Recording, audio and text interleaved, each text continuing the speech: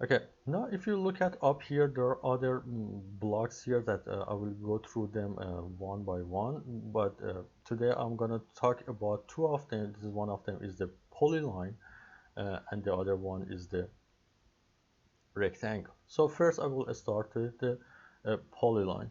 So if I click on the polyline, basically it create for me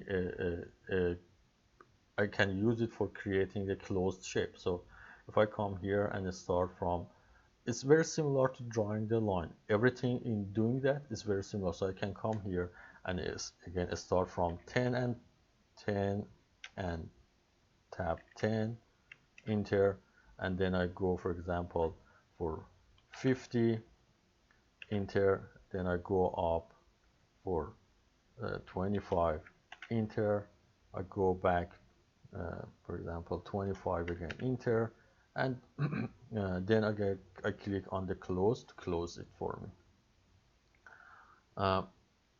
So this is what I have drawn here. I can do the same drawing with the line, so I can come here and start to do just I'm not drawing exactly, but I can do similar drawing with that um, uh, the line. What's the difference of these two, that I do it with the line and with the polyline, is that right here, look at when I draw it with the line, the one on the right, which I draw it with, if I select the line, it's gonna select each line for me.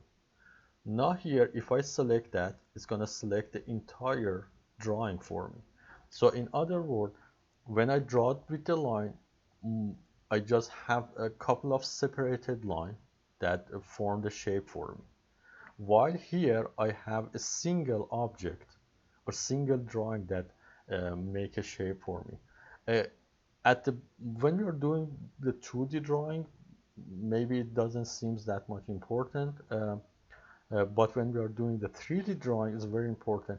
If we want to create a 3D block from the surface, we should have the polyline.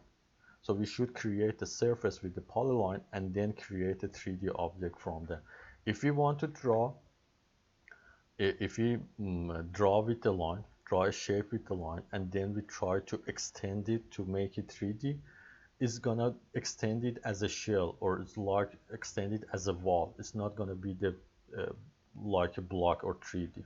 So when we start to talk about the 3D, we will see that why it's important to draw the shape with the polyline, not with the series of couple of lines. But for now, you just know um, uh, the simple difference you see is going to be the whole thing is going to be one object, while if you do it with polyline, while if you do it with the lines, it's going to be a couple of objects like that.